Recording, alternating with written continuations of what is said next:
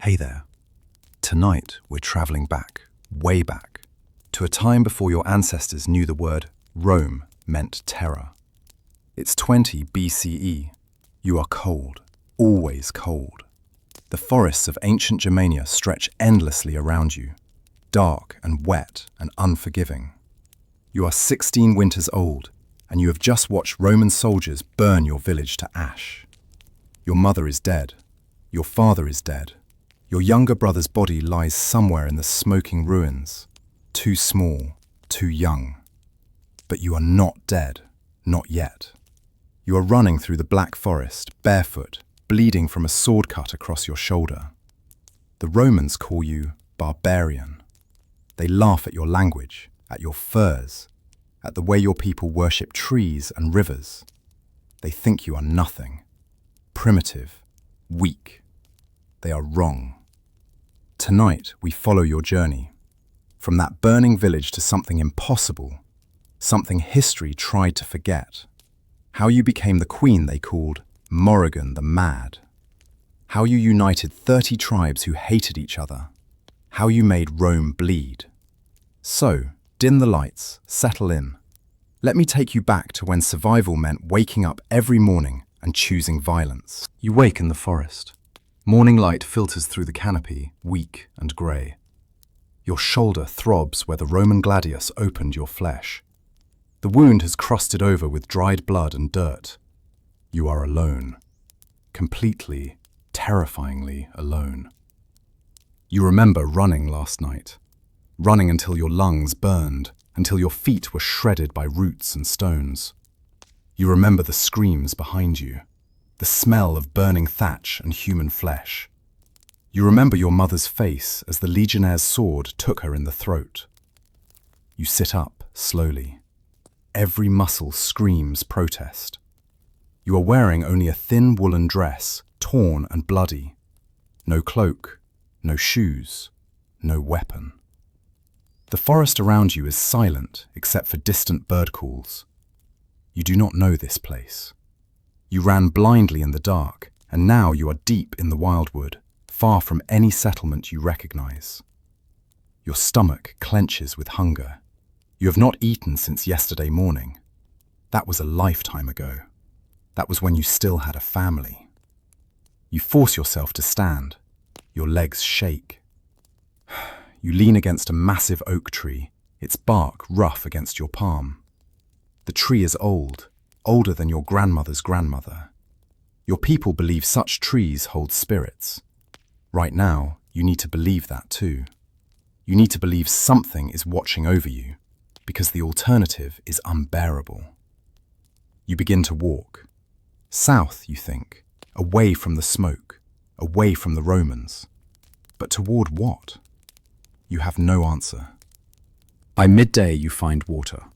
A small stream, running cold and clear over smooth stones. You fall to your knees and drink until your stomach hurts. The water is so cold it makes your teeth ache, but you do not care. You splash it on your face, your neck, your wounded shoulder. The pain makes you gasp, but you can see the wound more clearly now. Deep, but clean. You pour more water over it, washing away the crusted blood. You need food. You need shelter. You need, God's help you, you need other people. But which people? The Romans are hunting survivors. Your own tribe is dead or scattered. The neighboring tribes, the ones your father had alliances with, they are 2 days' walk at least, and you are not sure you can walk 2 more hours, let alone 2 days. You sit by the stream and think, really think. For the first time since the attack. Your father was a chieftain of the Chatti, a small but proud tribe. He taught you things most girls never learn. How to track deer, how to read the weather, how to negotiate with other chiefs.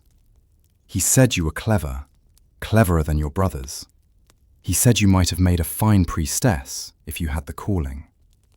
You do not feel clever now. You feel small and broken and lost. A sound, upstream, voices. Your body goes rigid with fear. Slowly, carefully, you crawl behind a large boulder. You peer around its edge. 2 men are approaching, following the stream. They wear furs and leather, carry spears. Not Romans, tribesmen. But which tribe? You hold your breath and watch. The men stop 20 paces upstream. They kneel to drink, speaking in low voices. You recognize their dialect, Cherusci. Your father's occasional allies, occasional enemies. These particular warriors, you do not know them, but you know their tribe's markings. The spiral tattoos on their arms, the wolf fur cloaks. Your choices are simple. Hide and hope they pass, or reveal yourself and pray they show mercy to a lone chatty girl. Hiding seems safer, but you are injured, starving, lost. How long can you survive alone in these woods? Days? Hours? You make your decision. You stand up slowly, hands raised and empty, making yourself visible. The men spin toward you instantly, spears raised. For a long moment, nobody moves. They stare at you. You stare back, trying to look non-threatening, which is not difficult given you are a half-dead teenage girl. Peace, you say in the old tongue, your voice hoarse. I mean no harm. The older warrior, grey in his beard, narrows his eyes. Chatty, he says, not a question. He has recognized your tribal accent. Where is your village? Gone, you say simply. Romans, yesterday. The younger warrior swears softly. The older one's expression does not change. You survived alone? I ran. No point in lying. No honor in pretending you fought when you fled like a rabbit. They exchange glances. The younger one says something you do not catch. The older warrior shakes his head, then looks back at you. You cannot stay here alone. The forest will kill you, or wolves will, or more Romans. He pauses. We will take you to our village. The chief will decide what to do with you. It is not really an offer, but it is not a threat either. You nod.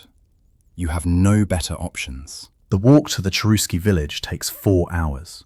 You struggle to keep pace. Your feet leave bloody prints on the forest path. The younger warrior, whose name is Bran, eventually offers you a strip of dried meat. You eat it slowly, forcing yourself not to devour it like an animal, though you want to. The older warrior, Wolf, says nothing more, just walks ahead with steady purpose. When you finally see the village through the trees, you nearly weep with relief. It is similar to your own village, was your own village. Round houses with thatched roofs, a central fire pit, a wooden palisade for defense. Smoke rises from cooking fires, children play in the dirt, dogs bark at your approach. People stop to stare as you enter. You must look like a ghost, pale, bloody, hollow-eyed. Women whisper to each other. Men reach for weapons instinctively before recognizing Wolf and Bran. They take you directly to the chief's house, largest in the village. Inside, the air is thick with smoke from the central hearth. An old woman sits near the fire, grinding grain. The chief, a massive man named Radbod, listens to Wolf's report with arms crossed. His eyes move to you occasionally, assessing, calculating. Chatty, he says when Wolf finishes. Your father was Sigurd? He was. You are surprised he knew your father's name. Good man, fought beside me once against the Subi raiders. Radbod stands, towering over you. Romans burned his village? Yes, Lord. How many survived? I do not know. I ran. The shame of it burns your throat. Radbod grunts. Smart. Dead warriors serve nobody. He looks at the old woman. Mother, this girl needs tending. To you, he says, You may stay, work for your food, cause no trouble. It is more than you hoped for. Thank you, Lord. The old woman, whose name is Gerda, turns out to be Radbod's mother and the village healer. She takes you to her own small house, seats you by her fire, and begins to clean your wounds properly. She does not speak much, just works with efficient, practiced hands. The herbal poultice she applies to your shoulder burns like fire, but you bite your lip and endure it. She gives you clean clothes, a simple wool dress, grey-green, much warmer than your torn rag. Leather shoes, slightly too large but serviceable. A cloak of fox fur. These are generous gifts, and you understand immediately that they are not free. She is dressing you appropriately because you represent something, a survivor, a witness, perhaps even an opportunity. The Romans, Gerda says, finally speaking as she bandages your shoulder. They have been pushing north for months, burning villages, taking slaves, killing resistors. Your tribe is not the first. It will not be the last. You nod. You already knew this, but hearing it stated so plainly makes it real in a new way. How many tribes have they destroyed, you ask? 4 that we know of. Chatti, Bructeri, Ampsavari, Tankteri. Always the same pattern. Come in force, demand submission and tribute, burn those who refuse. She ties off the bandage. The chiefs talk and talk, argue about what to do.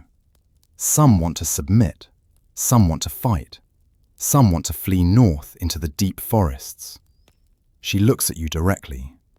What do you think should be done? It is a strange question to ask a 16-year-old refugee, but you understand she is testing you, measuring you. I think, you say slowly, that running means slow death. Submitting means becoming slaves. Fighting alone means fast death. You pause. But fighting together... Gerda smiles, a thin, sharp expression. You are Sigurd's daughter indeed. You spend the next 3 days recovering. Gerda feeds you thick stews and dark bread. Your wounds begin to heal. Your feet stop bleeding. Colour returns to your face.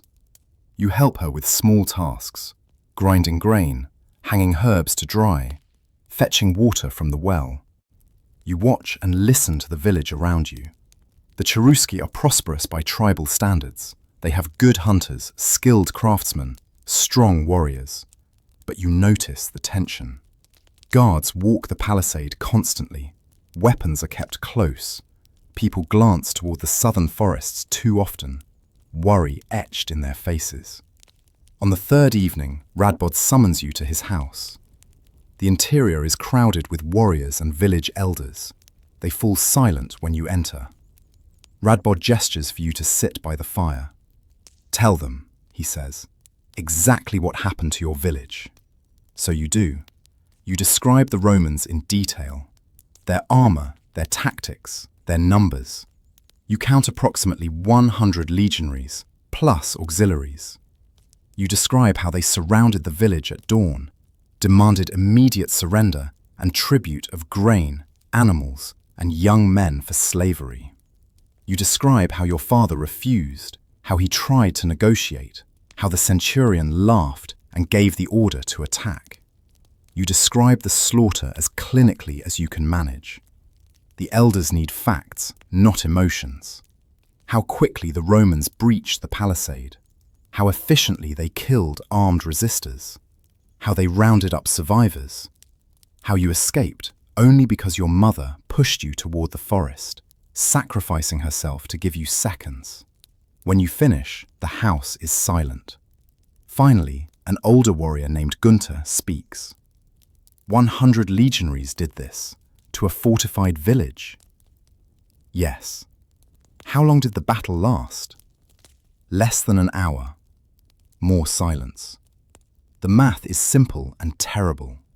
If 100 Romans can destroy a village in an hour, what happens when they bring thousands?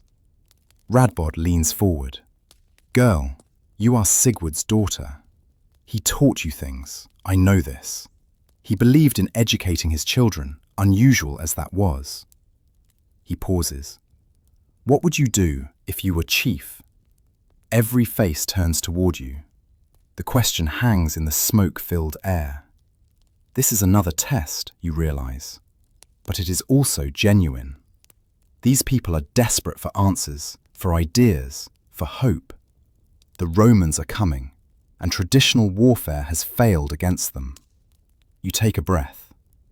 If I were chief, you say slowly, I would not fight the Romans the way my father did.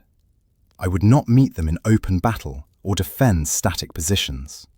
They are better trained, better equipped, better organized for that kind of warfare. Gunther scoffs. So you would run? Hide? No, I would make the forest itself our army. You look around the circle. Romans are discipline and formation. They are strength in open ground, in daylight, in predictable battle. But in the deep forest, at night, in terrain they do not know. They are just men in heavy armor, far from home, afraid. You stand now, moving to the fire, using your hands to illustrate. Small groups. Hit supply lines, not fortifications. Kill scouts and messengers. Poison wells they might use. Set traps on paths. Never engage in formation combat. Disappear when they pursue. Make every step north cost them blood, but never risk a decisive battle we would lose. The room is quiet. Radbod's eyes gleam with interest. Guerrilla warfare? You are describing guerrilla warfare? I do not know that term, Lord. I only know that wolves do not fight bears head-on. They circle, they harass, they wait for weakness. An elder named Theodric shakes his head. This is not honorable combat. This is coward's warfare. Yes, you agree simply. But cowards survive, and my father's honor got him killed and his village burned. I prefer survival to honor. The brutal honesty shocks them. Women do not speak this way.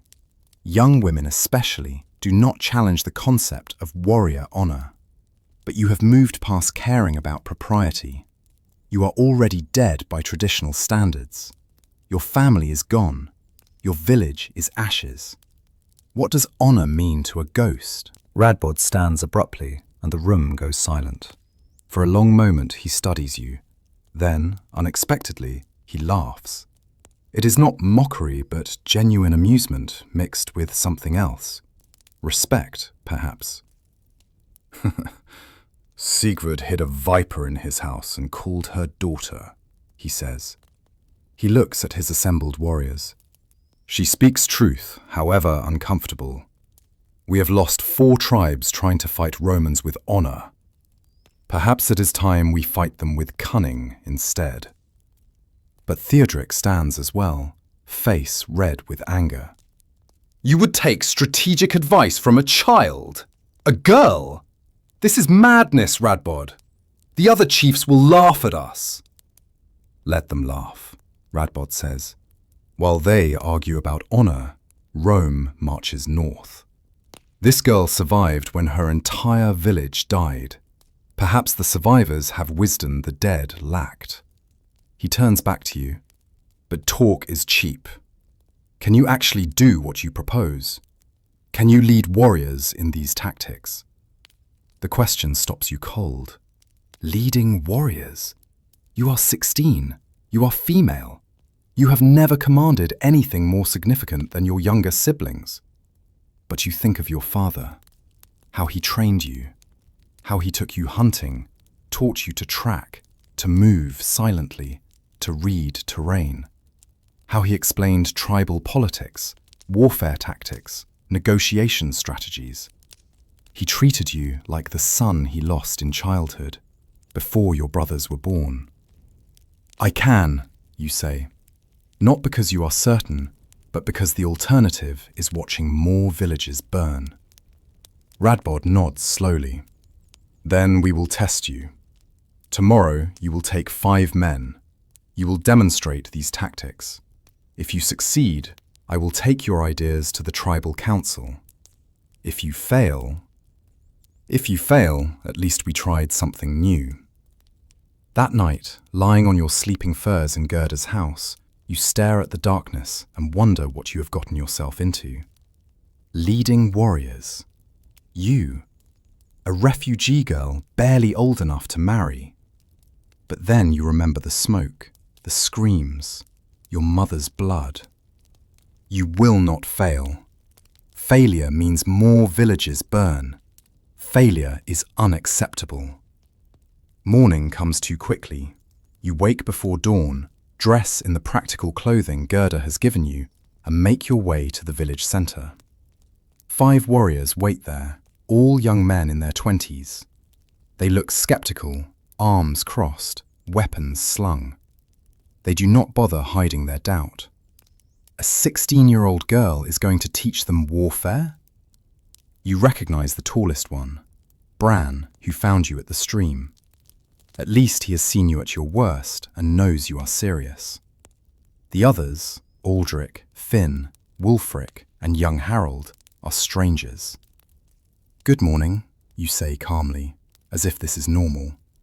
We are going into the forest to practice moving silently, setting ambushes, and reading terrain. These are hunting skills most of you already possess. I am simply applying them to hunting men instead of deer.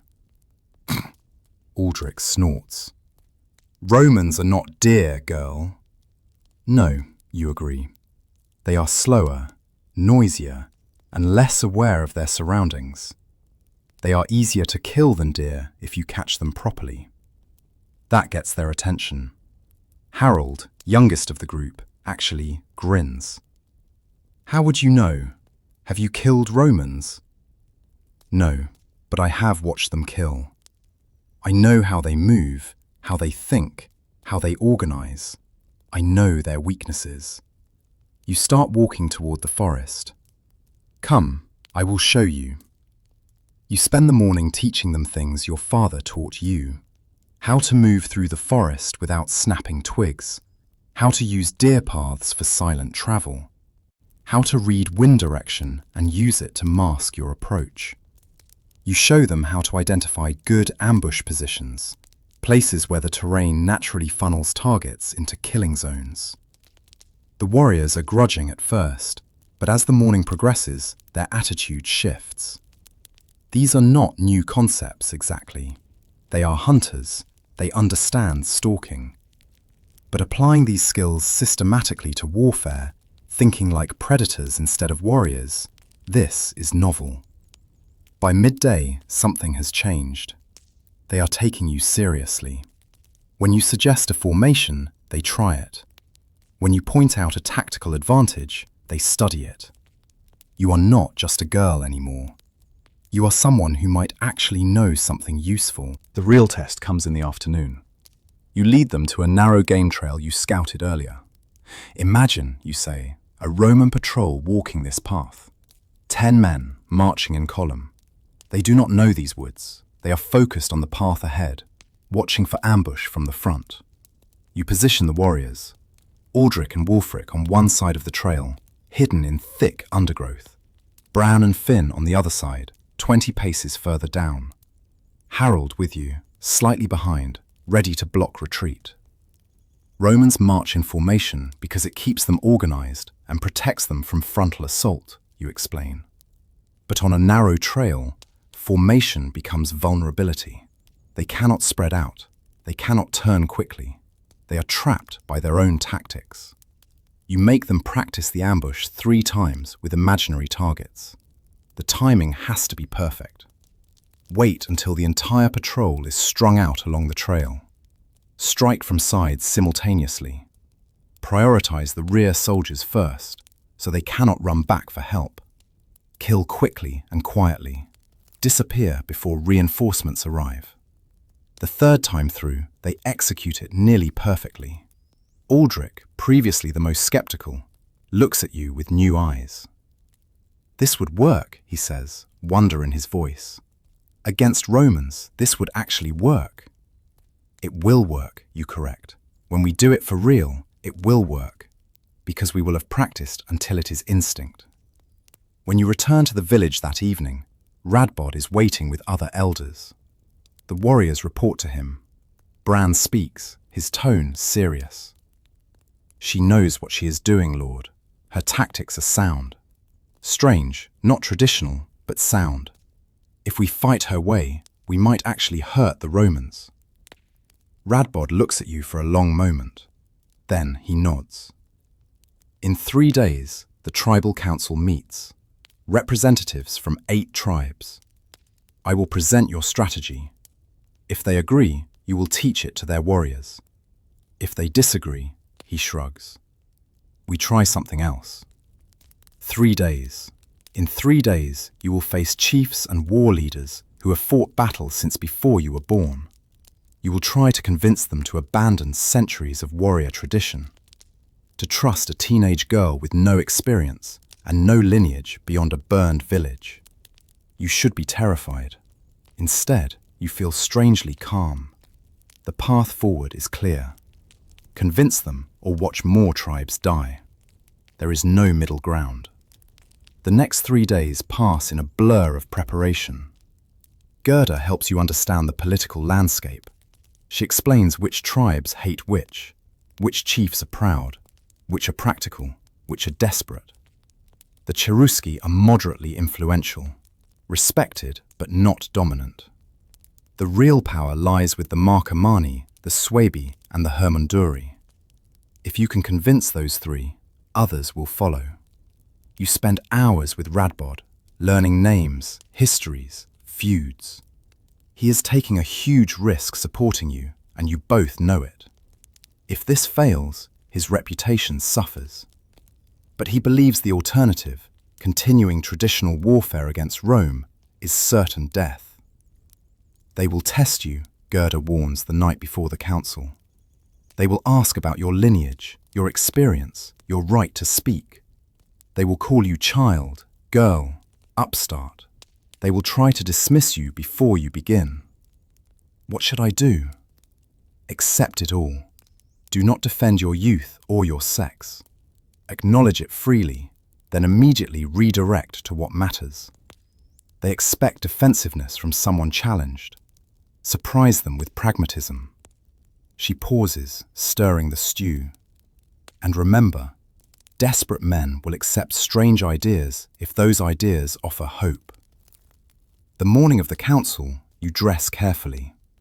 The fox fur cloak Gerda gave you, your cleanest dress, your hair braided in the style of unmarried girls.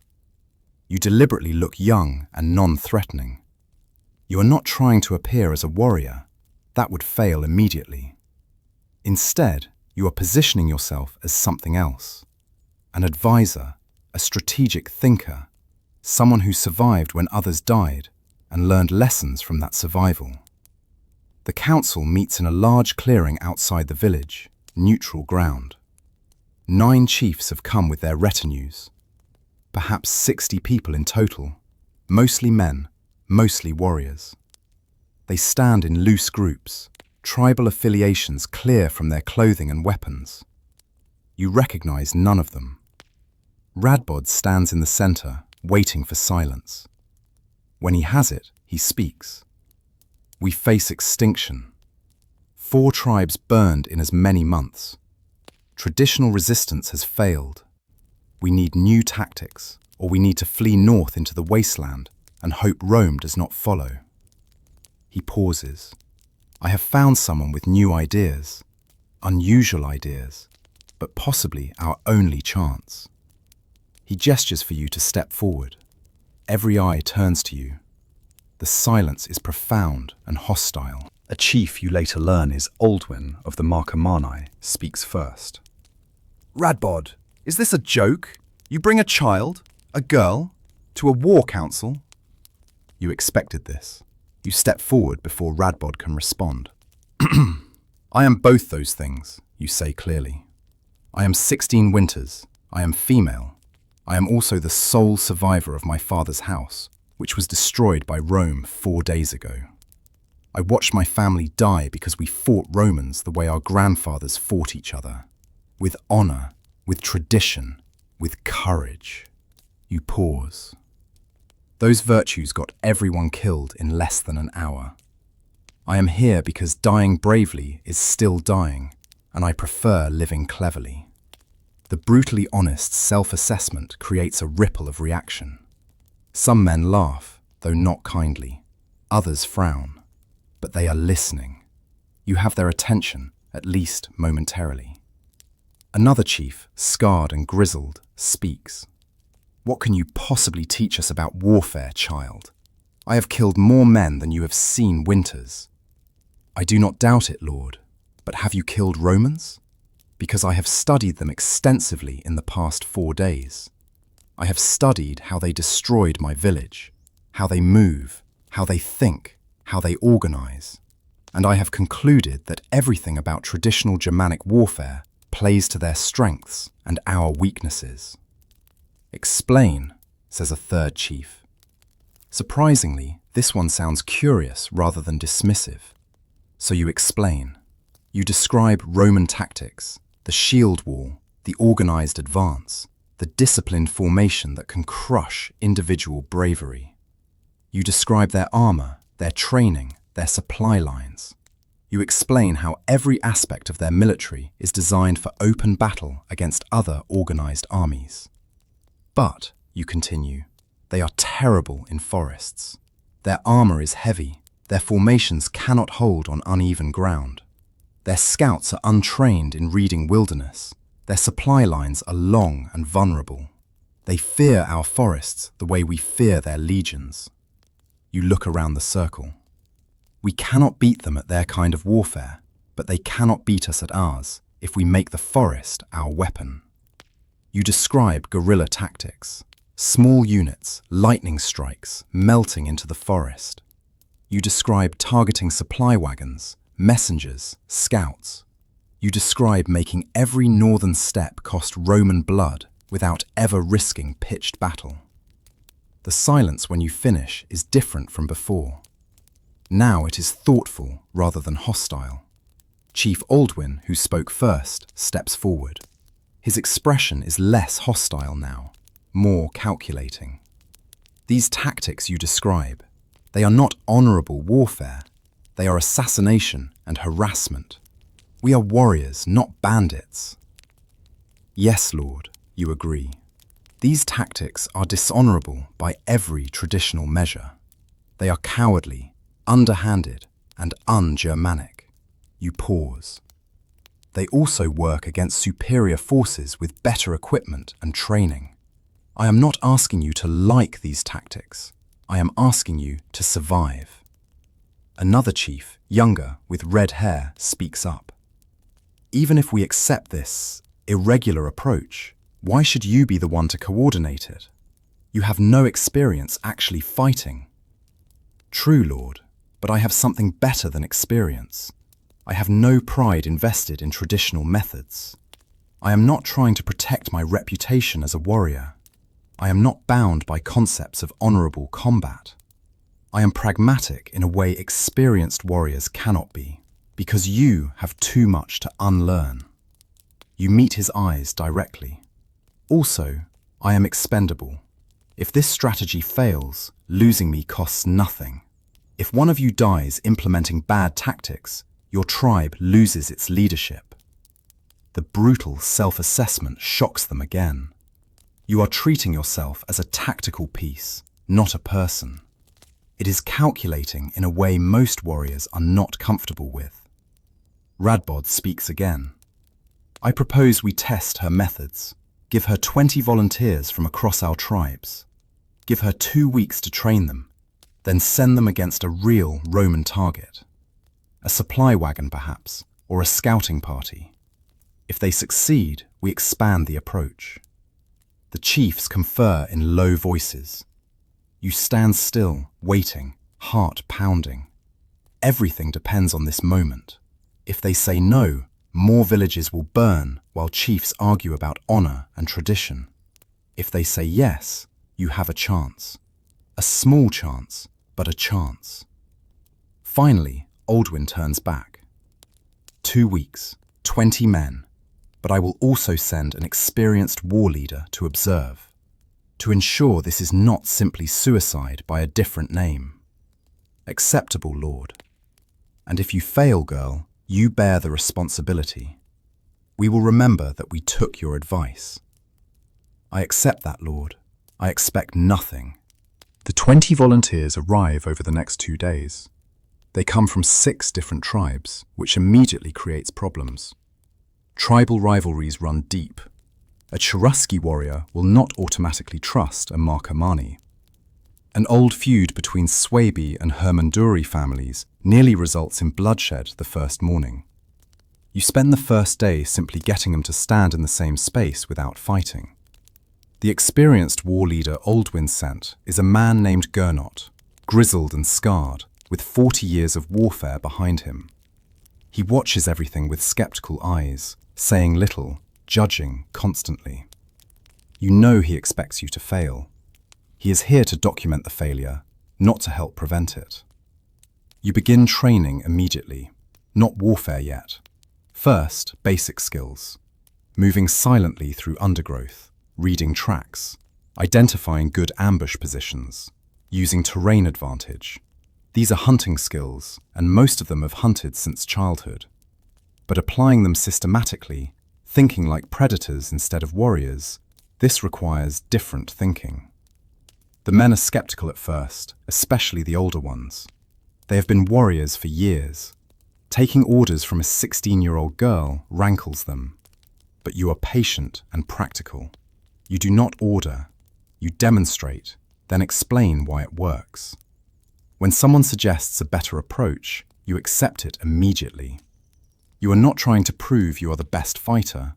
You are trying to make them effective as a unit. By the 3rd day, something shifts. They begin to see the potential. A Swaby warrior named Eckhart realizes that these tactics let smaller numbers neutralize larger forces through surprise and terrain. A young Cherusci named Lothar understands that never accepting pitched battle means never being truly defeated. They start drilling the ambush exercises seriously. Gernot still says nothing, but you notice he is taking notes, writing down the tactics, the formations, the training methods. Good. If you fail, at least the knowledge will survive. On the 5th day, a messenger arrives. Roman patrol spotted 2 days south, moving north along the old traders' path. Approximately 15 soldiers, standard scouting configuration, perfect target size for your trained group. You look at your 20 warriors. They are not ready. 5 days is not enough training. But this is the opportunity. This is the test. We go tomorrow, you announce.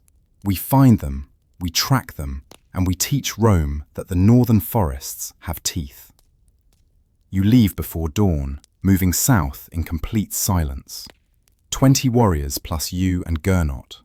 The old war leader has insisted on coming to observe and report. You have agreed, partly because refusing him would create conflict, partly because his experience might actually save lives. You move through the forest like ghosts. All those days of drilling silent movement pay off immediately. The warriors spread out in loose formation, maintaining visual contact but not bunching up. They avoid dry branches, move through soft earth, use deer paths where possible. Even Gernot looks grudgingly impressed. By mid-morning, you find Roman signs, boot prints in soft mud near a stream. Roman military boots have distinctive hobnail patterns. These prints are hours old, moving north as reported. You study the tracks carefully. 15 men as estimated, moving in standard patrol formation, which means they are bunched in a column, not spread out for forest combat. You gesture the war party close.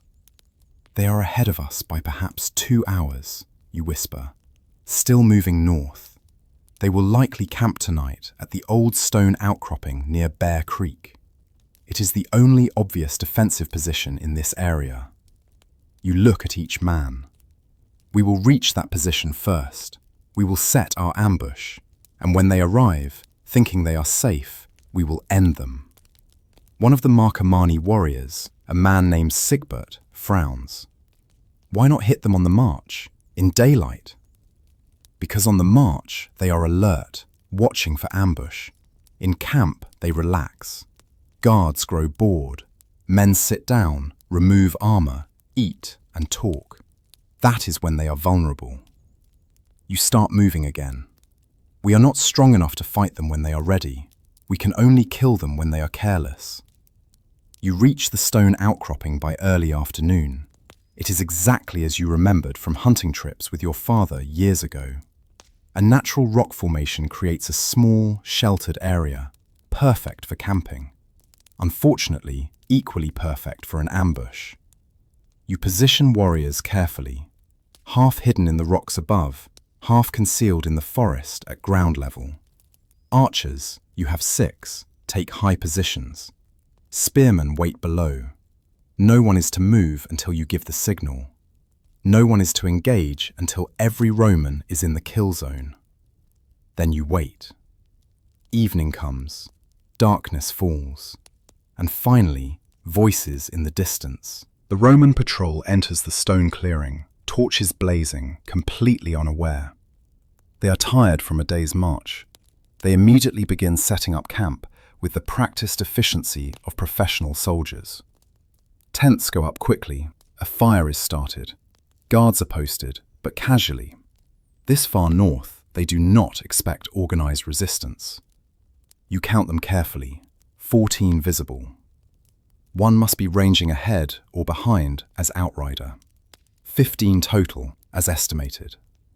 You watch as they remove their helmets, stack their shields, begin preparing food. They laugh and joke in Latin. They feel safe. You wait. Patience is crucial. Let them grow even more relaxed. Let the guards become bored. Let them eat and settle. Let exhaustion from the march make them careless. An hour passes. The camp is fully established now. Some soldiers are eating, others are checking equipment. The guards walk slow, predictable patrols. Perfect. You catch Gernot's eye in the darkness. You see his nod. He understands. This is the moment. You give the signal. A soft bird call, practiced and agreed upon. In the darkness above and around the Roman camp, 20 Germanic warriors move as one. The archers fire first from the high rocks, 6 arrows in near silence. 6 Romans fall before the others realize they are under attack. Then the spearmen emerge from the forest, moving fast, throwing javelins into the confused mass. More Romans fall. The survivors try to form ranks, reaching for shields and weapons, but it is too late. They are disorganized, surprised, half-armed. Your warriors crash into them from 3 sides simultaneously. The fight is brutal and short. Romans are trained for formation combat, not close-quarters brawl in darkness against enemies who appear from everywhere at once. 5 minutes. That is how long it takes. 15 Roman soldiers, dead or dying. Your force, 0 casualties. 1 minor wound to Lothar when he tripped during the charge, scraping his arm on a rock. The clearing is silent except for dying moans. Your warriors stand among the bodies, breathing hard, stunned by their own success. This is nothing like traditional warfare. No shield walls, no honorable duels, just efficient, brutal murder of unsuspecting enemies. Gernot steps into the firelight, examining the carnage. His face is unreadable. Then, slowly, he nods. "It worked," he says, voice filled with wonder. "By all the gods, it actually worked." You move through the Roman camp methodically, checking bodies, collecting weapons and armor. Every shield, every gladius, every piece of equipment is valuable. But more importantly, you find maps, documents, orders written in Latin, which, unfortunately, you cannot read. You collect everything that looks official, wrapping it carefully in oiled cloth. We need to leave, you tell your warriors. Now, before dawn. Romans will come looking when this patrol does not report. We must be gone completely, leave no trail they can follow. The men obey quickly. They have seen your tactics work. They trust you now in a way they did not trust you yesterday. You lead them north, but not directly back to the villages. Instead, you circle east, confusing any trail, using streams to break scent for any tracking dogs. You move through the darkest, thickest parts of the forest, where Roman patrols will not follow. You reach friendly territory by the following evening. Word of your success has somehow already spread. When you emerge from the forest, people are waiting. Radbod, the other chiefs, warriors, elders. They stare at you and your war party as if seeing ghosts. 15 Romans, Gernot announces simply. Dead. 0 losses on our side. The girl's tactics work. The word girl sounds different in his mouth now. Not dismissive, almost respectful in the way one might acknowledge a dangerous animal. You are still young, still female, but you are no longer dismissed. Chief Aldwin steps forward, studying you carefully. You have proven your methods against a small patrol, but this is not war. This is one successful raid. Yes, Lord, you agree calmly. But 50 such successful raids, carried out by trained groups across all our territories? That is war. That is how we bleed Rome without risking pitched battle. That is how we make northern Germania too expensive to conquer. The chiefs confer again. This time, the conversation is different. They are not debating whether your tactics can work. They are debating how to implement them widely. You have shifted the entire framework of the discussion. Finally, Radbod speaks. The tribal council will meet again in 3 days. Each tribe will bring volunteers. You will train them.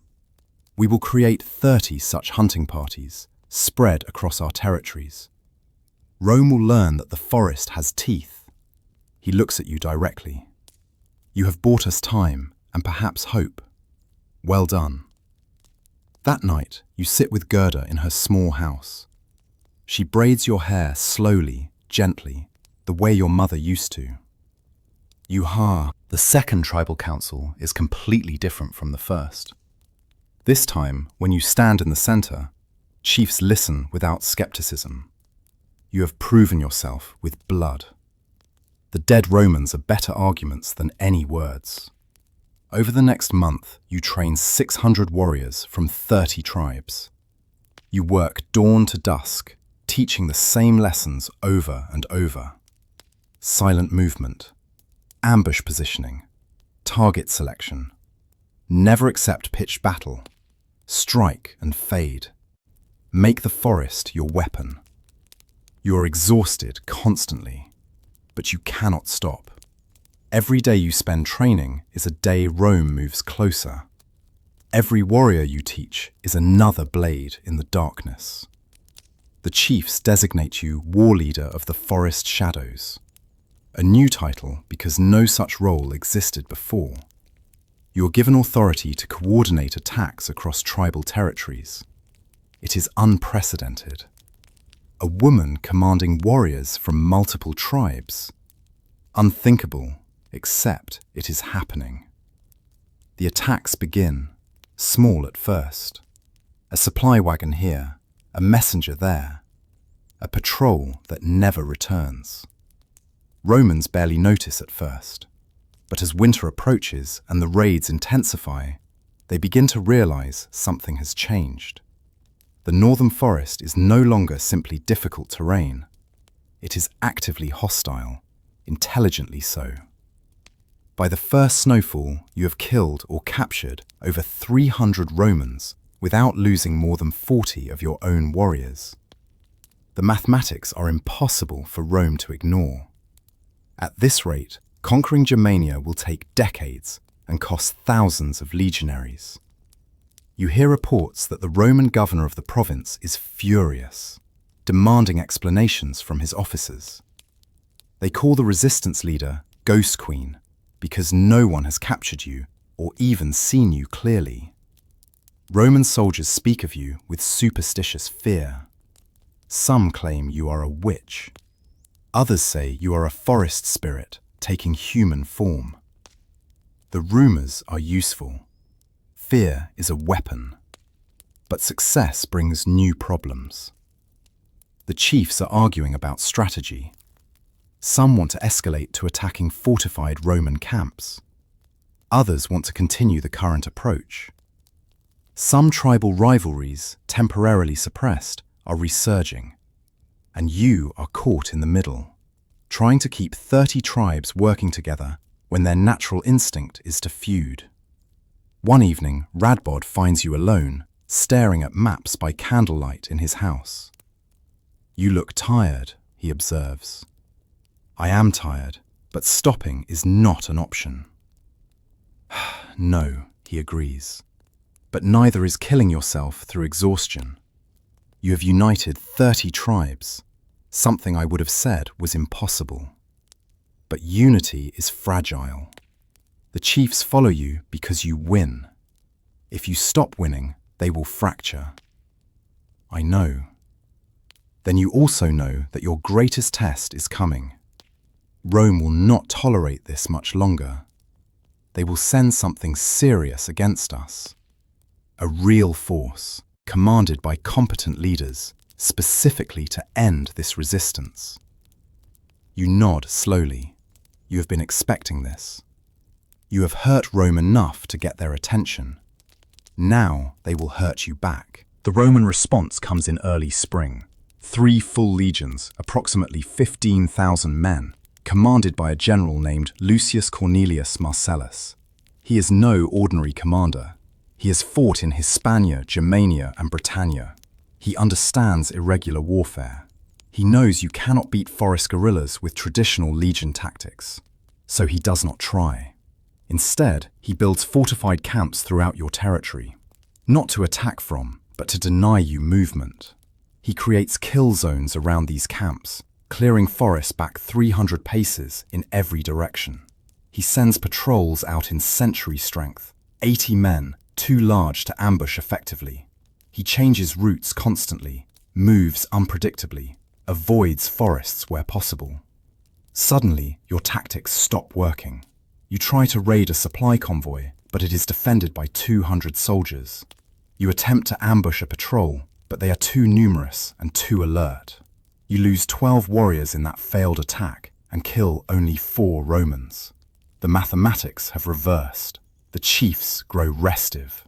At a council meeting, Chief Aldwin speaks bluntly.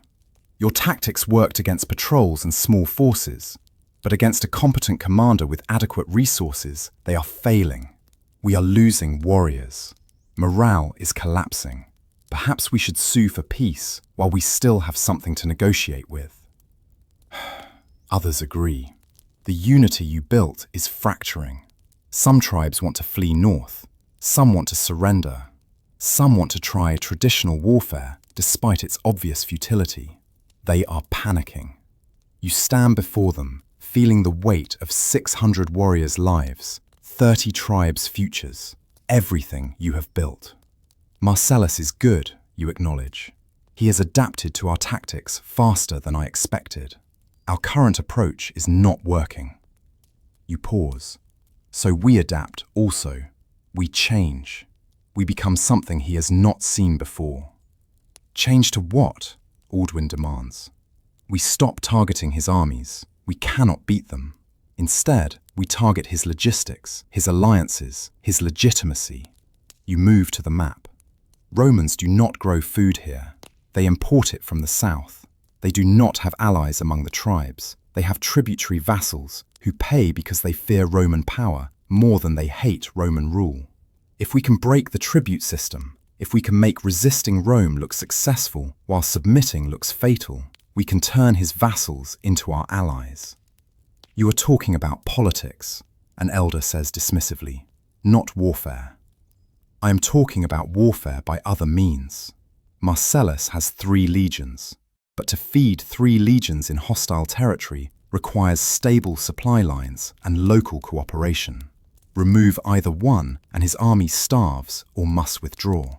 We cannot kill 3 legions, but we can make maintaining 3 legions impossible. The chiefs are silent, considering. Finally, young Chief Lothar, who fought with you in that first successful ambush, speaks. How do we begin? We send envoys to the tributary tribes. We offer them protection if they stop paying tribute. When Rome retaliates against them, we defend them successfully. We show that joining us is safer than submitting to Rome.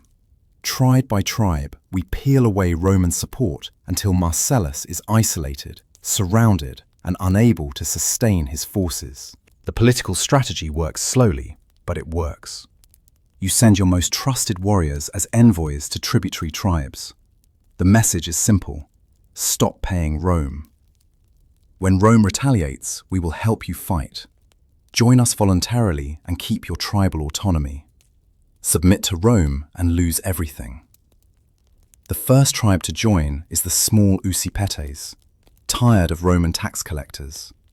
When Roman forces come to punish them, you are ready. Your warriors ambush the punitive force, killing 50 Romans and sending the rest running. The Usipetes are astonished. Germanic tribes defended them. The impossible happened. Word spreads. 2 more tribes stop paying tribute, then 5 more, then 10.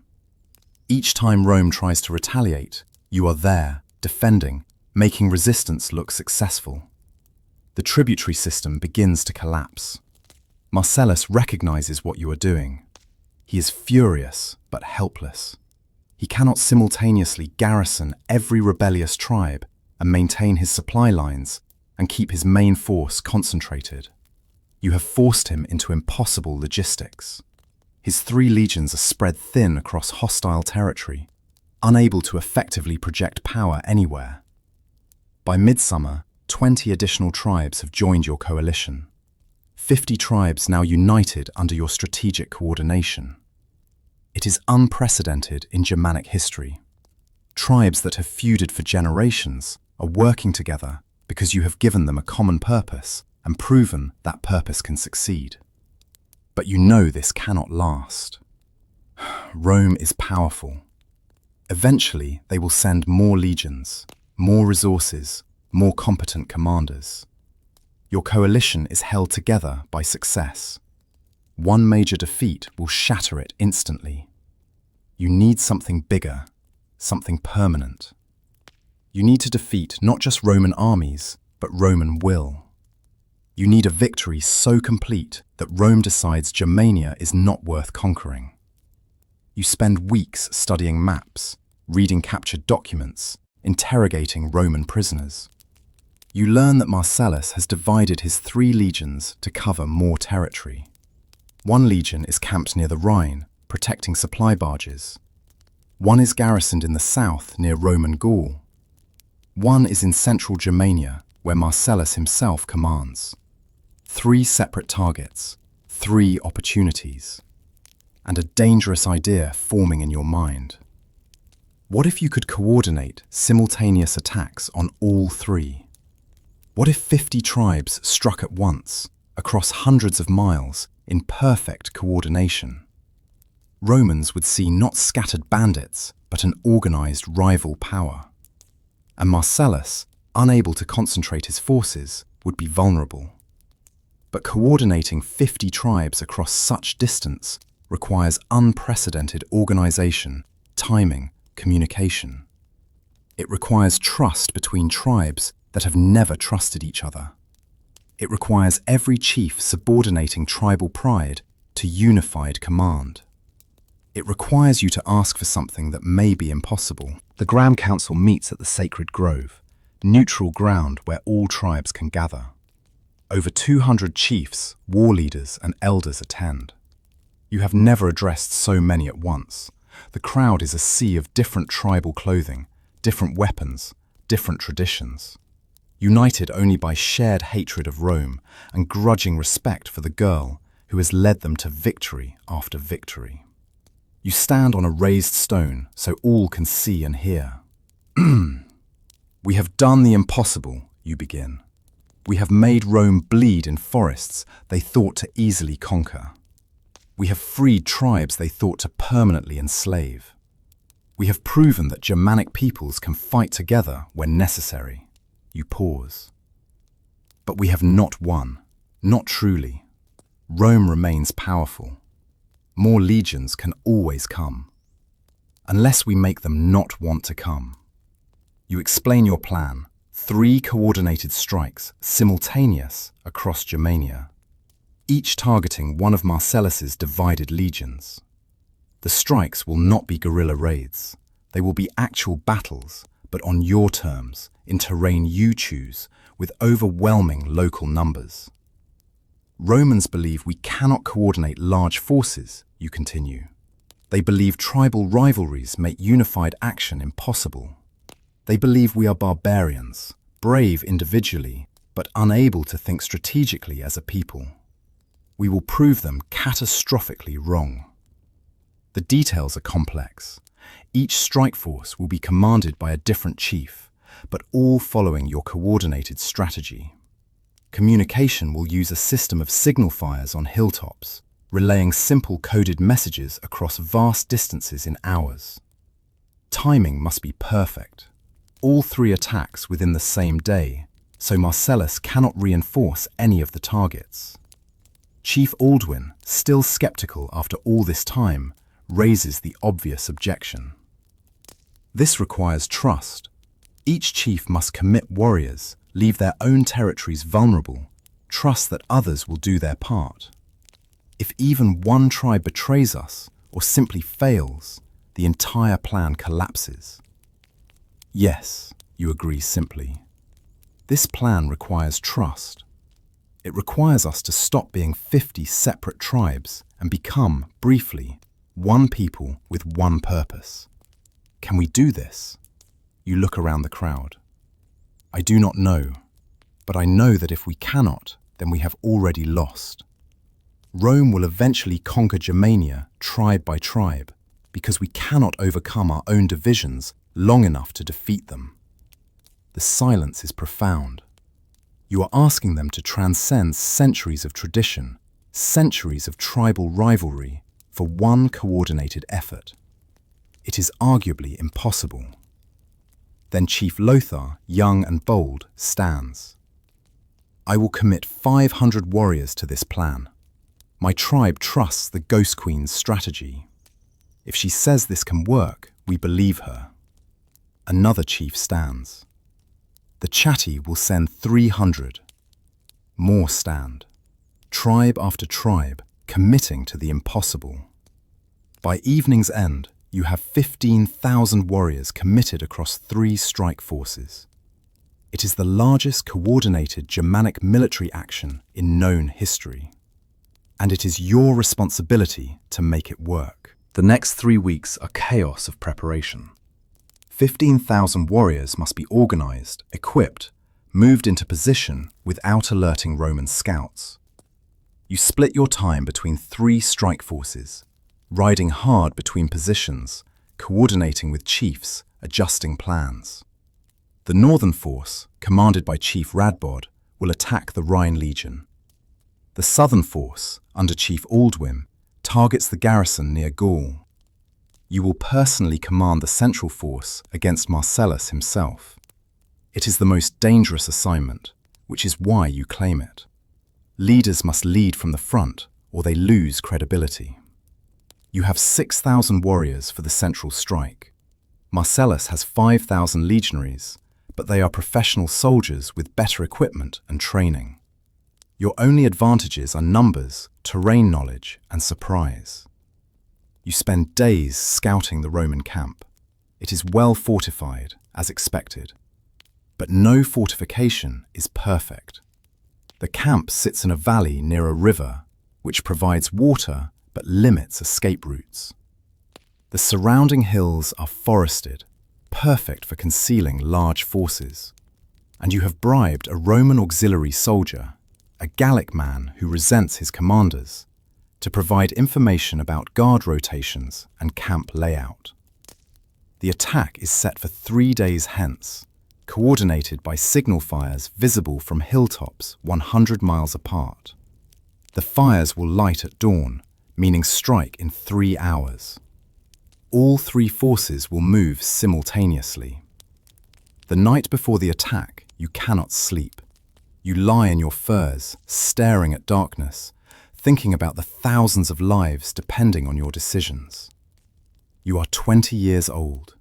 You should be married with children by now, living a normal life. Instead, you are planning to attack a Roman legion with an army of tribal warriors who barely trust each other. Gerda, who has traveled with you throughout this campaign, sits beside your furs. You should rest. I cannot. Are you afraid? You consider the question honestly. Yes, but not of dying, of failing. If this goes wrong, every warrior who dies is my responsibility. Every widow, every orphan, mine. That is what command means, Gerda says quietly. But remember, if this succeeds, every freed village is also yours. Every child who grows up free of Roman chains, yours. Dawn comes too quickly. The signal fires light. You wait exactly 3 hours, as planned, letting Marcellus wake, let his camp go through morning routine, let guards grow complacent after a quiet night. Then you attack. 6,000 warriors pour from the forest hills simultaneously, converging on the Roman camp from 3 sides. The 4th side, facing the river, you leave open deliberately.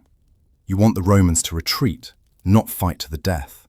A cornered enemy is desperate. An enemy with an escape route is merely scared. The initial assault is devastating. Romans scramble for weapons as Germanic warriors crash through outer defenses. But legion training is extraordinary. Within minutes, Romans form shield walls, creating defensive formations despite the chaos. Legionaries lock shields, brace spears, become nearly impenetrable walls of iron and discipline. Your warriors crash against these formations like waves against rocks. Dozens die in the first minutes, unable to break the Roman lines. This is why traditional Germanic warfare fails against Rome. Legion formation combat is too strong. But you anticipated this. You are not trying to break the formations. You are trying to panic them. You signal your archers. 2,000 arrows arc into the Roman camp, not at the shield walls, but at the camp interior, at tents, at supply wagons, at horses, at anything flammable. Fire arrows ignite canvas and wooden structures. Chaos spreads. Romans in the camp rear break formation to fight fires. The shield walls waver. You signal again. Warriors with axes and heavy weapons target specific points in the Roman lines, the weak spots where formations must bend to match terrain. They do not try to break through. They just attack, retreat, attack, retreat, preventing Romans from organizing proper counterattacks.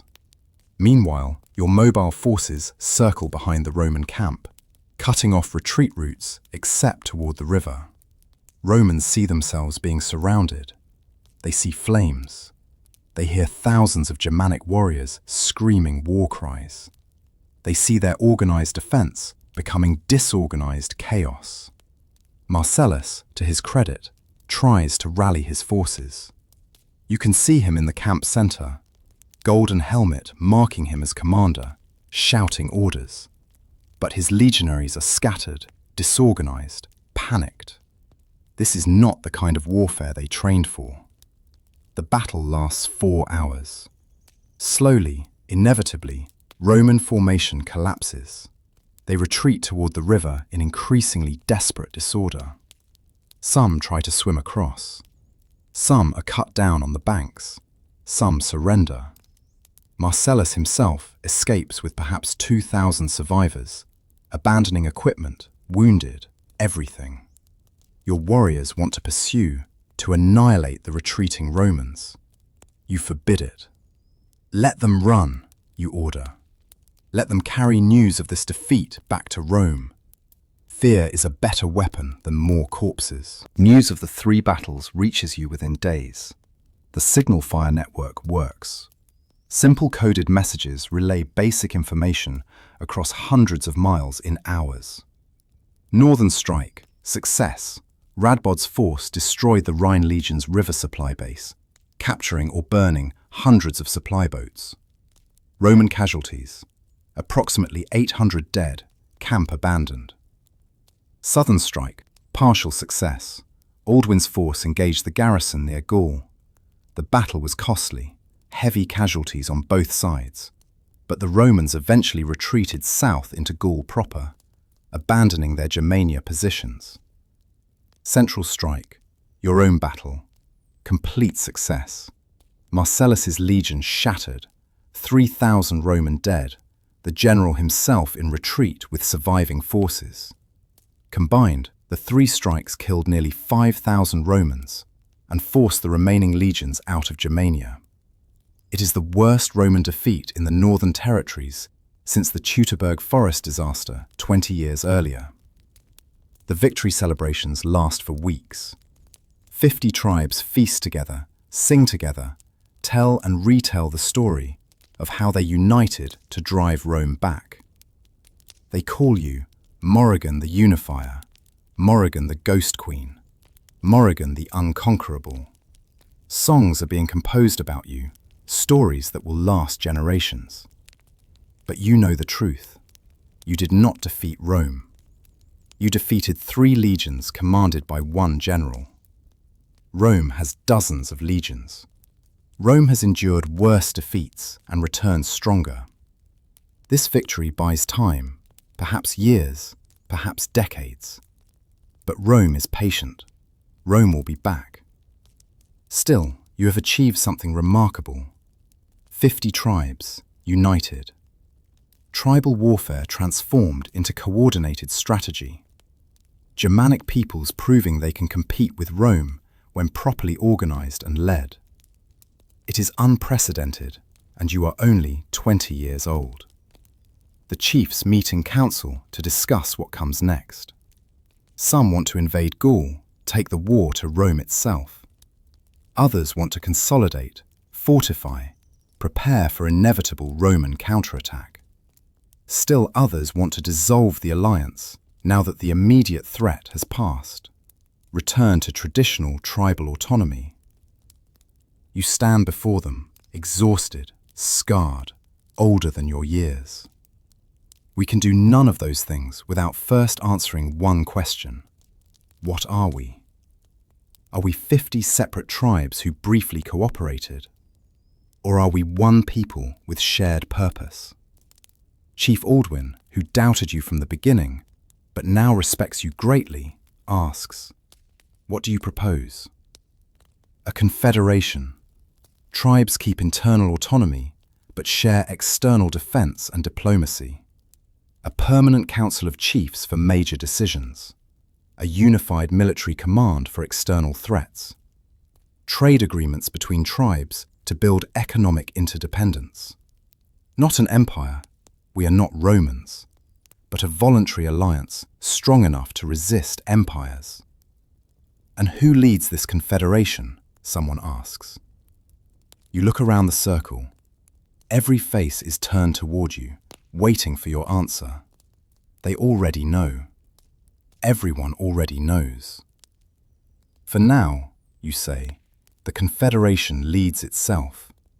The council makes decisions collectively. But for military command, for coordination against external threats, yes, I will serve if you want me to. But only as your general, not as your queen.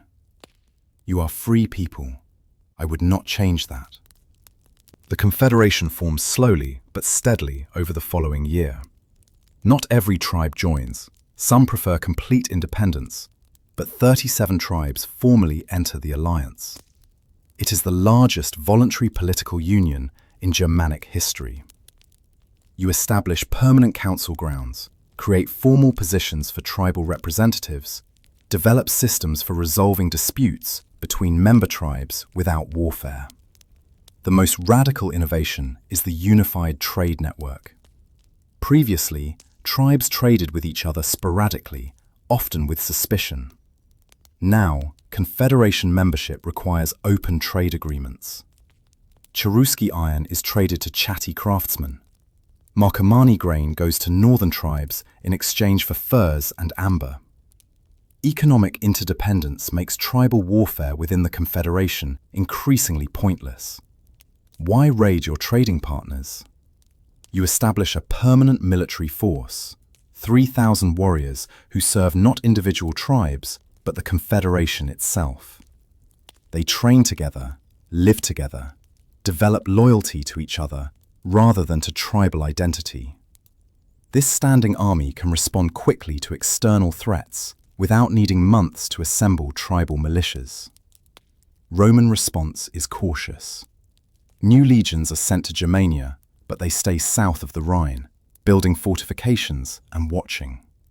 Rome is evaluating. They see the Confederation forming. They see the unified trade and defense. They are deciding whether Germania is worth the cost of conquering versus the benefit of simply maintaining the Rhine as a border. You spend these months traveling between tribal territories, settling disputes, negotiating agreements, maintaining unity. It is exhausting, endless political work. You miss the simplicity of military command, where success is clear and leadership is straightforward. Politics is murkier, more complex, requiring constant compromise. But you understand that this, the boring administrative work of maintaining alliances, is actually more important than battlefield victories. Wars end. Political structures persist. If the Confederation can last long enough to become normal, to become how tribes think about themselves, then it can survive even when you are gone. You are 21 now. You have been at war, in some form, for 5 years. You are tired. You have scars, inside and out. You have seen thousands die, made decisions that killed thousands more.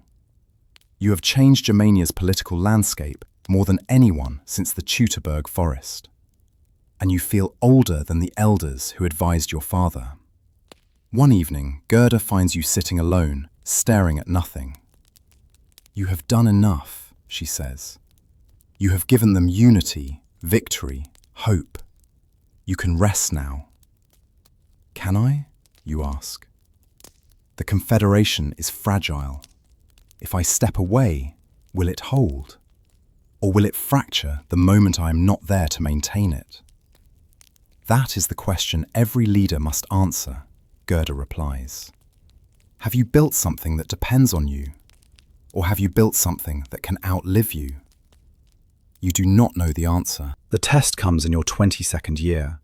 A dispute between the Swabi and Hermunduri over hunting territory escalates to violence. 3 warriors die. Both tribes demand Confederation support for their claims. Both threaten to leave the alliance if you rule against them.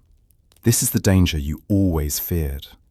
The Confederation works when facing external threats, but internal disputes, old feuds, tribal pride, these threaten to tear apart what you built. You investigate personally, spending weeks in both territories, listening to both sides. The truth is messy. Both tribes have legitimate claims.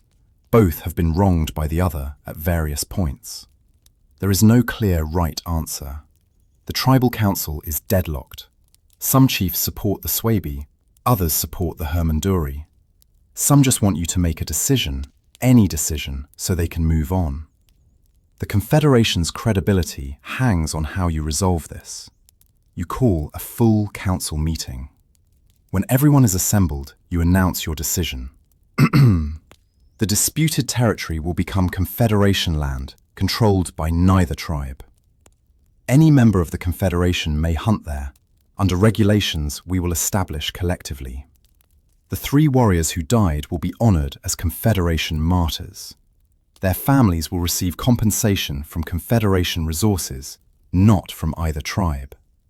Both tribes hate this solution. Neither gets what they want, but neither is humiliated either. And more importantly, the solution establishes a precedent. Confederation interest supersedes tribal interest when necessary.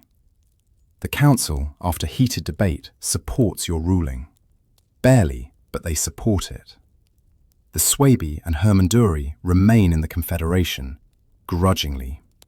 The crisis passes. But you know there will be more such crises. Unity is not natural for Germanic tribes.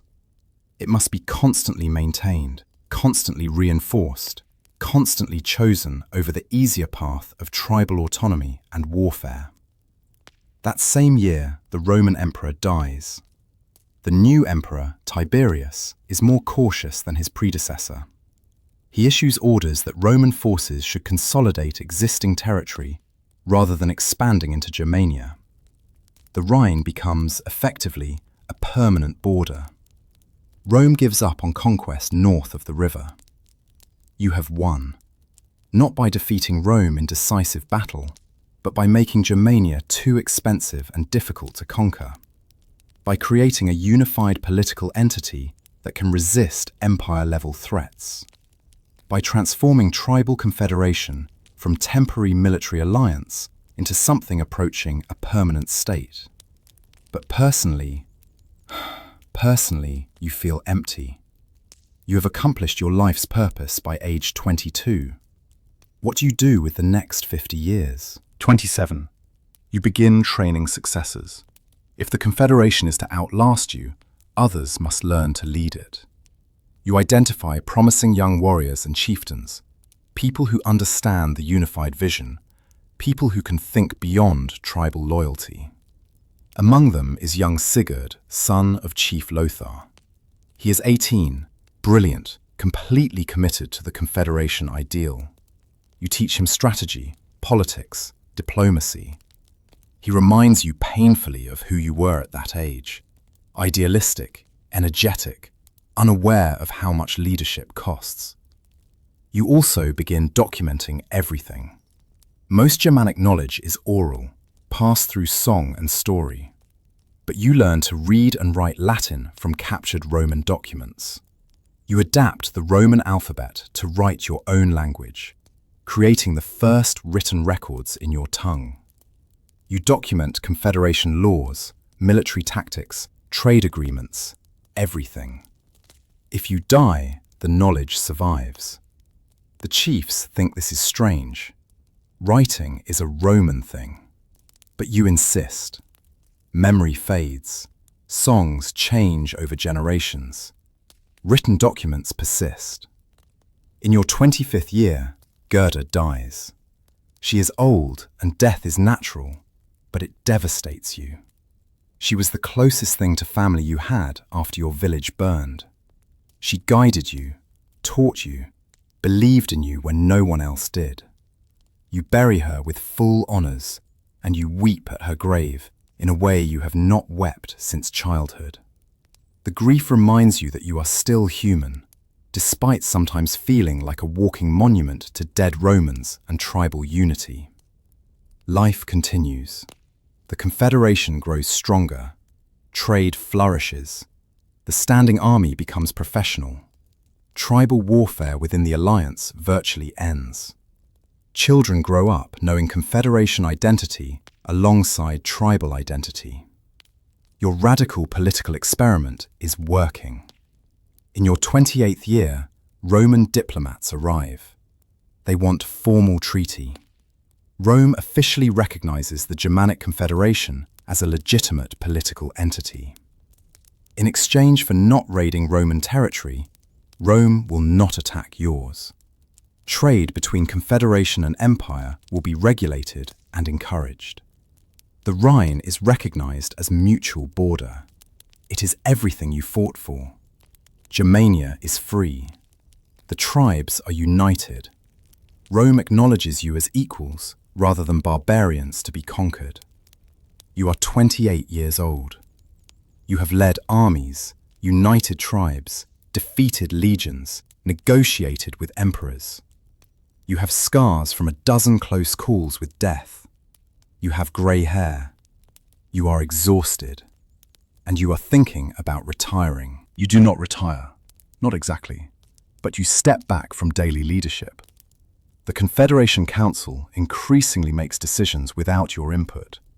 Your trained successors handle most disputes and coordination. You become more symbolic than active. The Ghost Queen who united the tribes, now more legend than leader. You spend time traveling alone through the forests you fought for. These woods hold so many memories. That stream where Wolf and Bran found you as a dying refugee girl. The clearing where you trained your first warriors. The battlefield where you shattered Marcellus's legion. The paths are filled with ghosts of the dead. You think often about your family. Your mother, who died to give you seconds to escape. Your father, who taught you to think strategically. Your younger brother, whose body you never recovered. They have been dead for 13 years now, but you remember them vividly. You wonder if they would be proud of what you became. You hope so. In your 30th year, you do something unexpected. You marry. Not for politics. You have avoided political marriages deliberately, refusing to tie yourself to any single tribe through family bonds. You marry a simple craftsman named Edric, a metalworker from a small village, someone completely outside tribal politics. He is kind, quiet, unbothered by your reputation. With him, you can be just a person, not the Ghost Queen. You have a daughter the following year. You name her Sigrun, after your mother. Holding her, you feel emotions you thought war had killed. Hope, simple happiness, a future beyond politics and conflict. But old patterns die hard. When border raids threaten Confederation trade routes, you organize the response automatically. When the Quadi tribe southeast requests Confederation membership, you travel to negotiate personally. You cannot fully step away. The Confederation is your life's work. It is part of you. The years pass. Your daughter grows. The Confederation thrives. Trade expands to include Roman markets. Formerly mortal enemies now trading amber and furs for wine and olive oil. A generation comes of age knowing only Confederation unity, never experiencing the constant tribal warfare that defined previous centuries. By your 35th year, the Confederation includes 42 tribes. It has formal institutions, standing courts, professional military, trade regulations, diplomatic corps. It is beginning to resemble a state rather than just a tribal alliance. Historians, both Roman and Germanic, are calling it unprecedented. They are comparing you to Julius Caesar, to Alexander, to legendary conquerors. You think that is ridiculous. You did not conquer anything. You just convince people to stop fighting each other long enough to fight their common enemies. But history will remember what it wants to remember. In your 40th year, the Confederation faces its greatest internal crisis. The Marcomanni tribe, largest and most powerful member, demands greater authority in the council. They argue that their size and resources entitle them to more votes, more influence. Other tribes refuse, insisting on equal representation regardless of size. The dispute threatens to shatter the Confederation. The Marcomanni have enough military strength to dominate if they choose. They could withdraw and form their own rival alliance, splitting Germania again. You are called to mediate, though you have been semi-retired for years. The council meets with you, presiding, like old times. Both sides argue their cases. The Marcomanni have legitimate points. They contribute more resources, have more warriors, should arguably have more say. Smaller tribes also have legitimate concerns. Giving larger tribes more power creates incentive for conquest and absorption, destroying the voluntary nature of the Confederation. You listen for 3 days. Then you render judgment. The Confederation was founded on a principle: unity without domination. Tribes join voluntarily and retain internal autonomy. If we abandon that principle, we become an empire, ruled by the strong over the weak. That is the Roman way, not our way. You propose a compromise. Major decisions remain equally voted by all tribes. But for certain specific issues, resource allocation for standing army, trade regulation enforcement, confederation expansion, votes are weighted by tribal population. This gives larger tribes more influence on practical matters while preserving equal say on fundamental political questions. Neither side loves it, but both can live with it. The crisis passes. The Marcomanni remain in the confederation. The principle of voluntary union survives, though adapted. After the council, Chief Aldwin, ancient now and near death, approaches you privately. "You have kept us together for 25 years, he says. Longer than anyone thought possible. But you know this cannot last forever. Tribes will always be tribes. The feuds, the pride, the desire for glory, these run deeper than politics. Perhaps, you agree, but every generation that grows up with Confederation unity makes permanent division less likely. If we can maintain this for another 30 years, it becomes normal. It becomes how people think. At that point, it might actually last. And if it does not, you shrug. Then we tried something worth trying. We showed that Germanic peoples can unite when necessary. Even if this particular confederation fails, the memory of it will remain. Future generations will know it is possible. That matters." Your daughter Sigrun grows into a fierce young woman. At 18, she is everything you were at that age: clever, ambitious, skilled with weapons and strategy. But she has something you never had. She grew up in peace. She has never seen her village burn. She has never watched her family die. She has never been forced to fight for survival against impossible odds. This makes her both more and less than you were. More confident, more secure. Less desperate, less driven by trauma. You watch her and wonder if the Confederation can survive being led by people who did not have to fight for it. People who take unity for granted. But you also see hope in her. She represents the future you fought to create, a generation that knows cooperation is normal, that understands Germanic peoples are stronger together. If the Confederation becomes normal for her generation, perhaps it truly will last.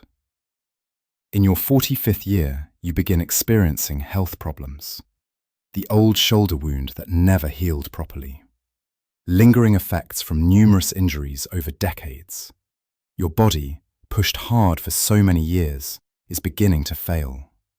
You do not complain. You lived far longer than that 16-year-old refugee girl had any right to expect.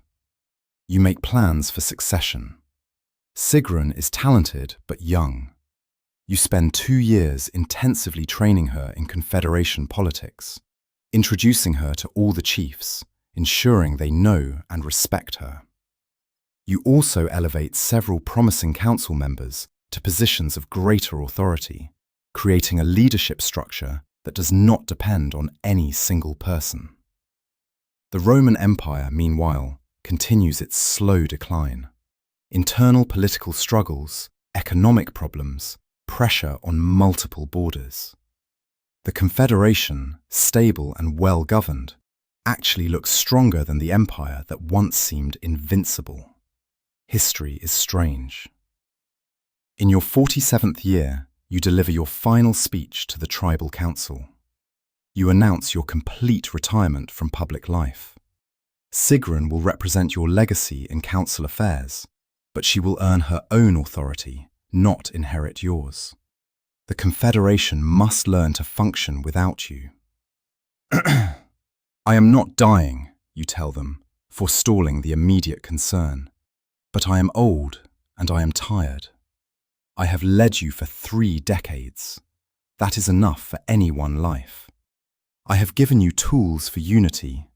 I have given you institutions, treaties, structures. Now you must use them.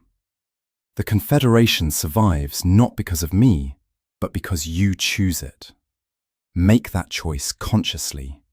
Make it every day. That is my final advice. You return to your small village. Your husband Edric is still alive, older now, still steady and kind. Your daughter visits frequently.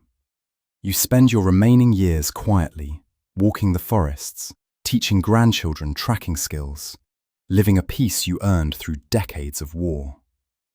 You think often about the journey from that terrified refugee girl to this, a grey-haired woman whose name is known across Germania and even in Rome. You think about all the dead, all the choices, all the consequences.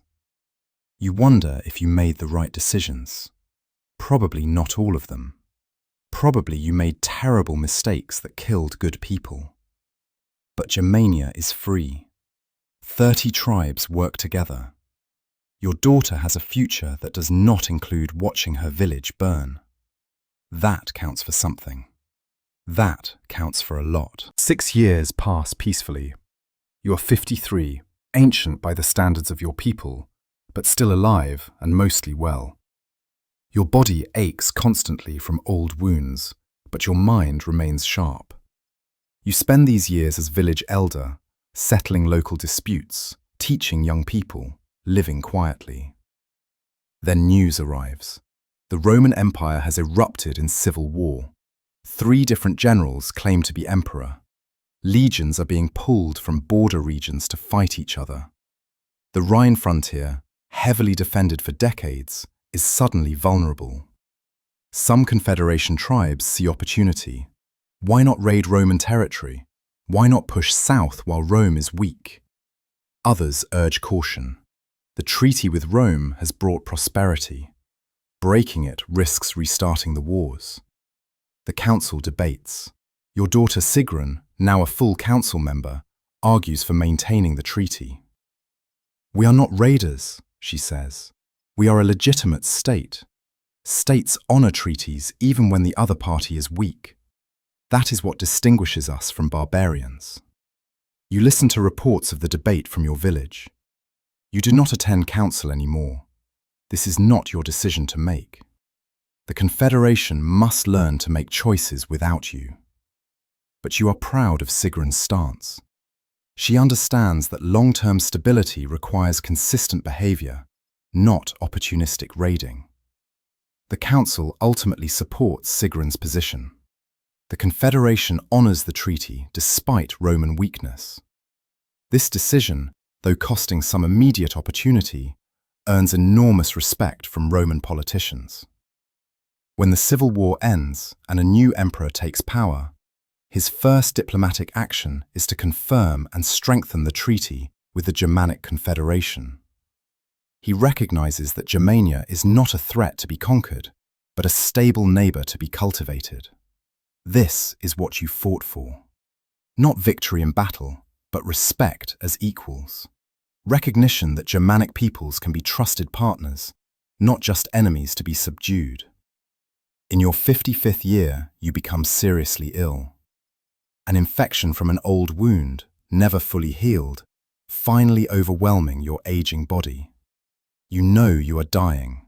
You have weeks at most. Edric sits with you, holding your hand. Sigrun visits daily. Chiefs from across the Confederation send messages of respect and gratitude. Even Roman diplomats send official recognition of your role in creating lasting peace. You spend your final days reflecting. 39 years since your village burned. 39 years since you ran terrified through the forest, alone and dying. That girl became this.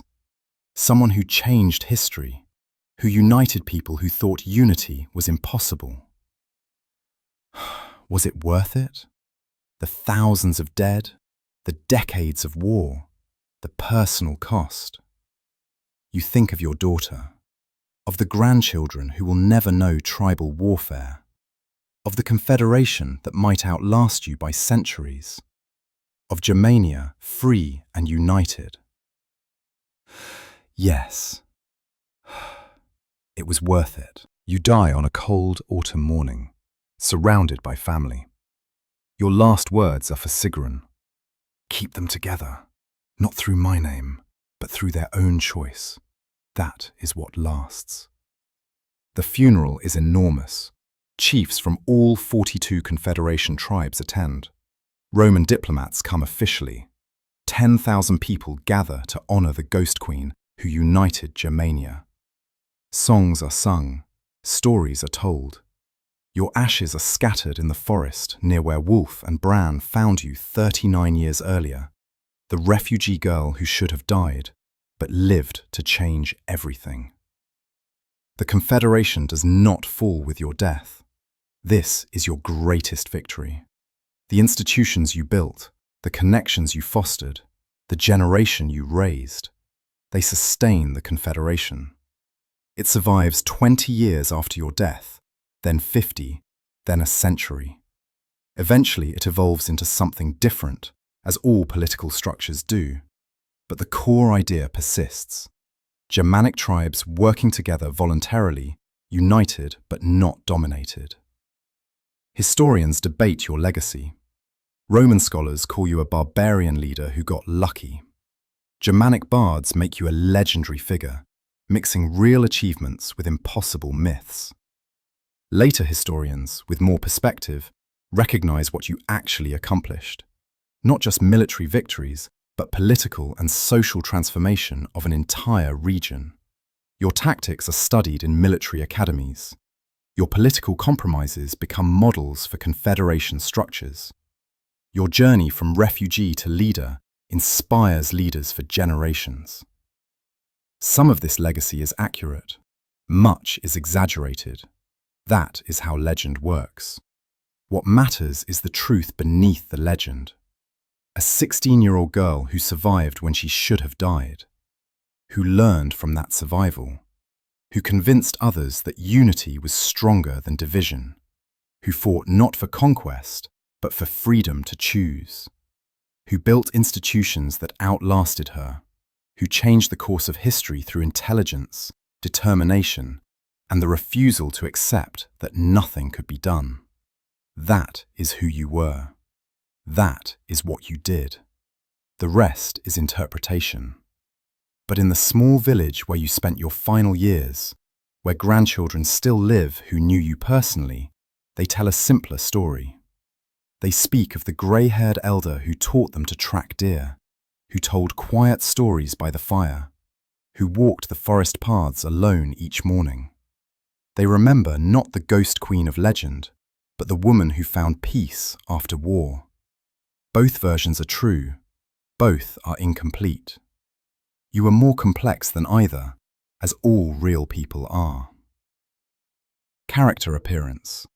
This chapter contains no living appearance, but descriptions during funeral show her memory.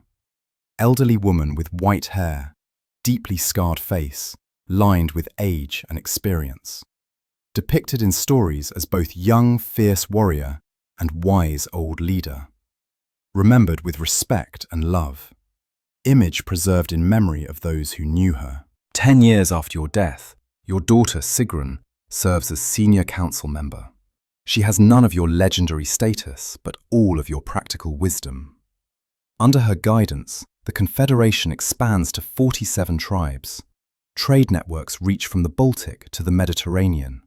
The standing army becomes one of the most professional forces in the region. Sigrun sometimes walks the forest paths you loved, thinking of you. She remembers your teachings. She remembers how you insisted that unity was a choice, not a destiny.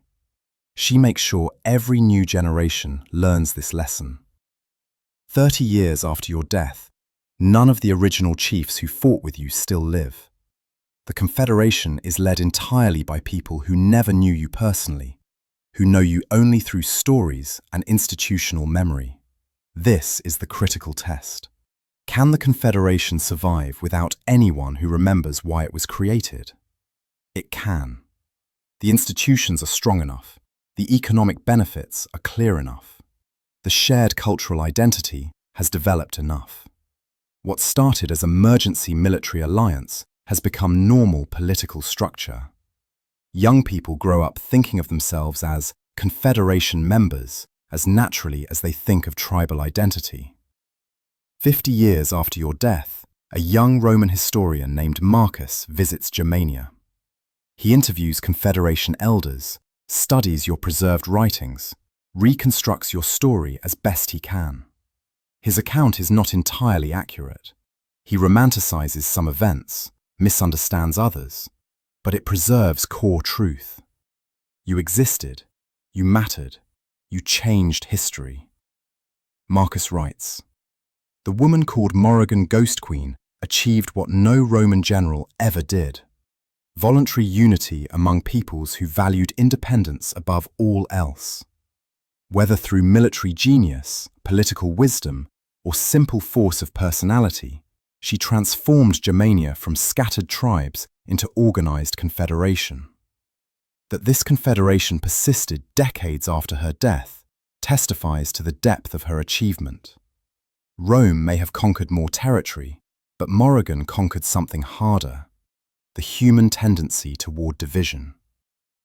A century after your death, the Confederation controls territory from the Rhine to the Elbe, from the North Sea to the Danube. It has diplomatic relations with Rome, with Eastern peoples, with Scandinavian kingdoms. It is recognized throughout Europe as a legitimate political entity. The Confederation eventually falls, as all political structures eventually do. But it lasts 3 centuries, longer than many empires.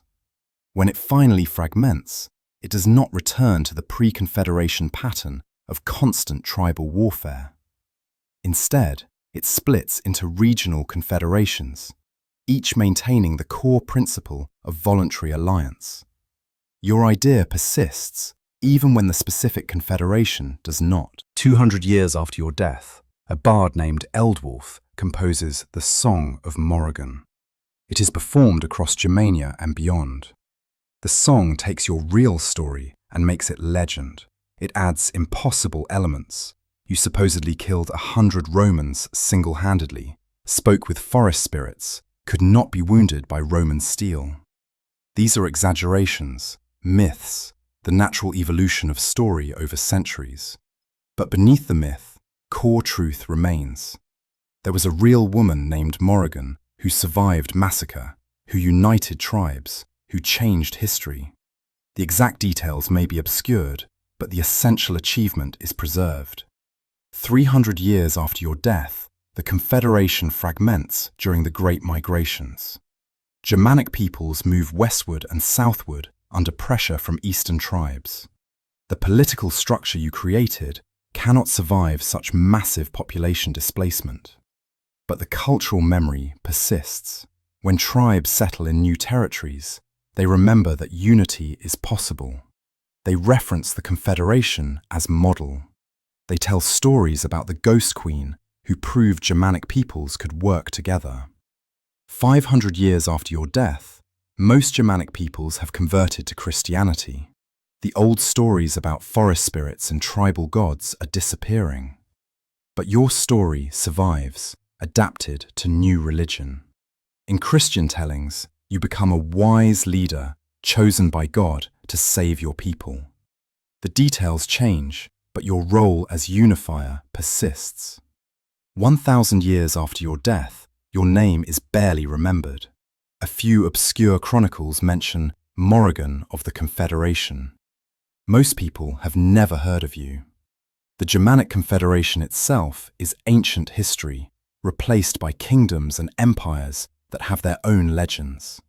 But the idea you proved, that voluntary unity among free peoples is possible, that idea persists. It echoes through history. Every time peoples unite without conquest, every time confederation succeeds, your legacy touches the world, even though your name is forgotten. This is the truth about historical impact.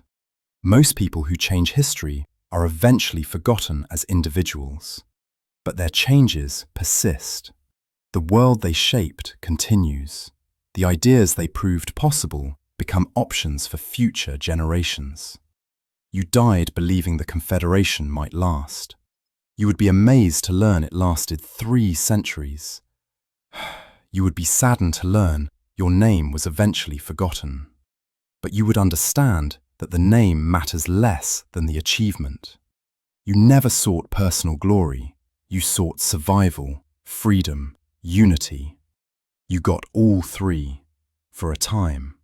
And that time mattered enough to echo through centuries, even after the echo became too faint to identify its source. 2,000 years after your death, archaeologists excavate sites across Germania. They find Confederation coins, building foundations, written records in that adapted Latin alphabet you created. Physical evidence of the Germanic Confederation emerges from soil and scholarly analysis. Modern historians piece together your story from fragments. They debate whether you really existed or were composite legend. They analyze the political structures you created. They study the military tactics you pioneered. They compare the Confederation to other historical attempts at voluntary unity. Most conclude you probably existed. The evidence is circumstantial but consistent. Someone united the tribes. Someone taught those tactics. Someone created those institutions. Whether her name was actually Morrigan, whether she was exactly as legends describe, these details remain uncertain. But the core story, refugee becomes leader, unites tribes, changes history, this appears to be true. In the modern world, your story becomes footnote in history books. Students learn about Roman expansion into Germania. Some learn about the Germanic Confederation that briefly halted that expansion. Very few know the name Morrigan. Almost none know the full story of the refugee girl who became a queen without crown. But among scholars of political science, military strategy, and historical leadership, your example is studied. The Confederation's structure influences modern understanding of voluntary unions. Your tactics are analyzed in military academies. Your journey from powerless to powerful inspires research on leadership emergence during crises.